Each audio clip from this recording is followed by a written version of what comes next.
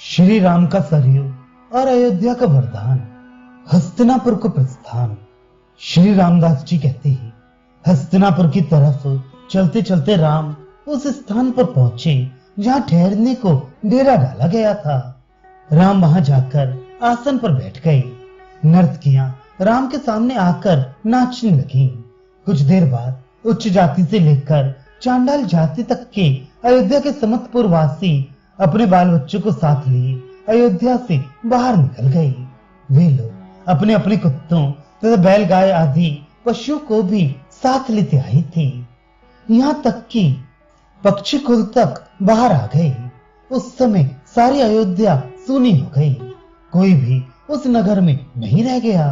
उस पुनीत नगरी की यही दशा हो गई थी, जो दशा हाथी के पेट से निकले कैथे की होती है। अर्थ यह है कि हाथी जब कैथे का फल खाने लगता है तो समूचा का समूचा ही फल खा जाता है। और मलत्याग करते समय ये कैथे देखने में समूचे ही निकलते हैं, किंतु उन्हें तनिक सी ठोकर मार दी जाए तो फूट जाते हैं। उनमें कुछ तत्व नहीं रह जाता। वही दशा अयोध्या की भी हो गई थी। ऊपर से देखने में तो अयोध्या जो कि त्यों दिखाई देती थी, किंतु उसमें कोई रहने वाला नहीं था।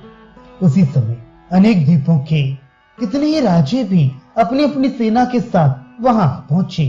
उन्होंने वहां आकर राम की तो नवीन राजा कुश को प्रणाम किया और दोनों के अलग अलग विविध प्रकार के उपहार दिए। उधर युग केतु तथा सुबाहु आदि राजपुत्र भी अपने अंतःपुर की स्त्रियों और पुत्रादिकों के साथ वहां आ पहुंचे। वहां आकर उन्होंने सीता आदि माताओं तो राम को प्रणाम किया।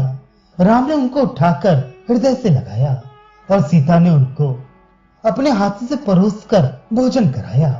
इसके बाद वे सब अपने अपने नागरिकों के साथ आकर सभा में बैठे और राजे भी वहां एकत्रित हुए। तो राम ने उनको अपना विचार सुनाया।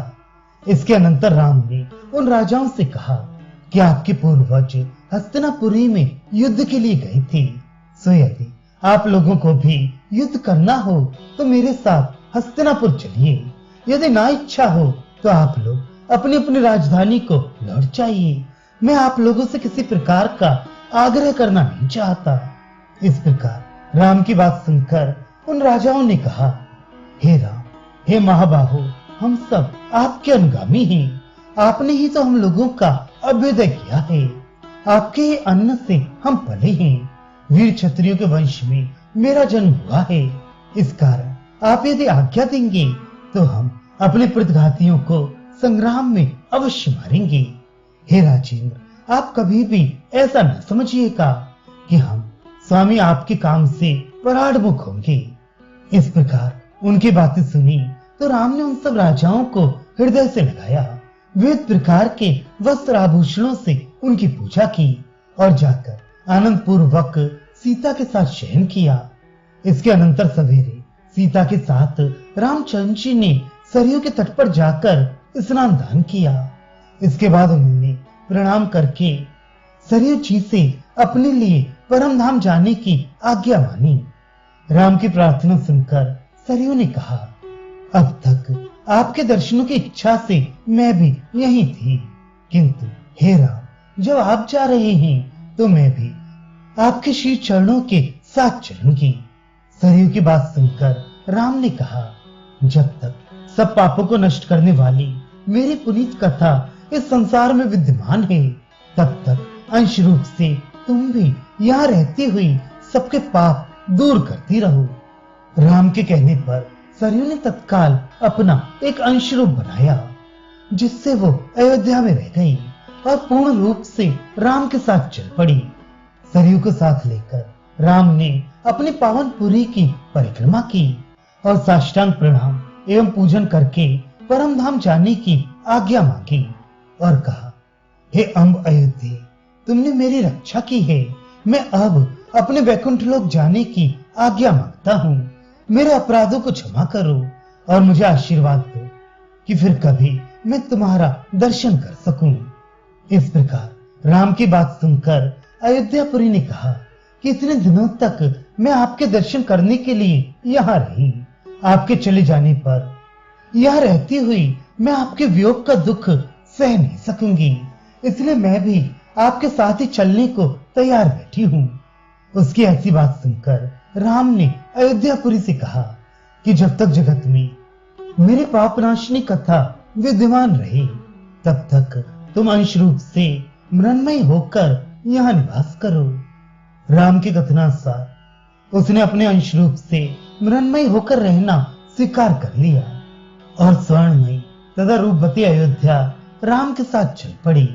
इसके बाद राम अयोध्या तथा सरयू के साथ अपने सेना शिविर को लौट गए। यद्यपि अयोध्या तथा सरयू ये दोनों अपने अपने स्थान से चली आई थी, किंतु संसार में उनका प्रभाव ज्यों का त्यों बना रहा, वो नहीं गया। इसके अनंतर सीता एक अच्छी सी हथनी पर सवार हुई और उर्मिला आदि दूसरी हथनियों पर जा बैठी। इसके बाद राम भी प्रसन्नता पूर्वक हाथी पर सवार हुए और लक्ष्मण से कहा कि समस्त बंधु बांधवों के साथ अयोध्या वासियों को पुष्पक विमान पर सवार करा दो। इसके बाद तुम अपने परिवार वालों को हाथी पर बिठाकर मेरे पीछे पीछे आओ। राम की आज्ञा अनुसार लक्ष्मण ने सब प्रबंध ठीक कर दिया।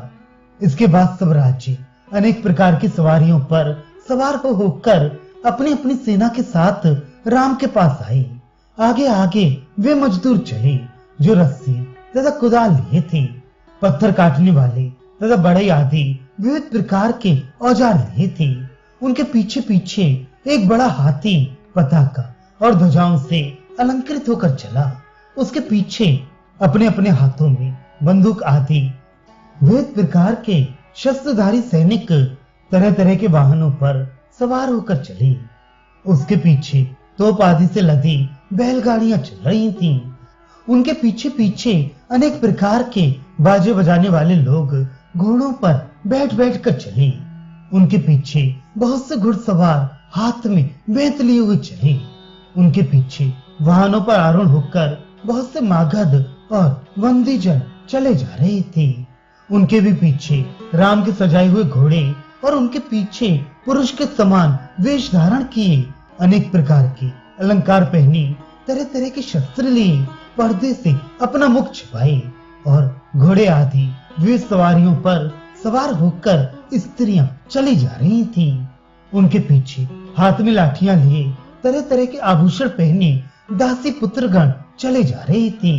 उनके पीछे भगवान रामचंद्र और लक्ष्मण, भरत, शत्रुघ्न, कुश, अंगद, चित्रकेतु, पुष्कर, तक्ष और उनके पीछे राजपुत्र सुबाहु चले जा रहे थे।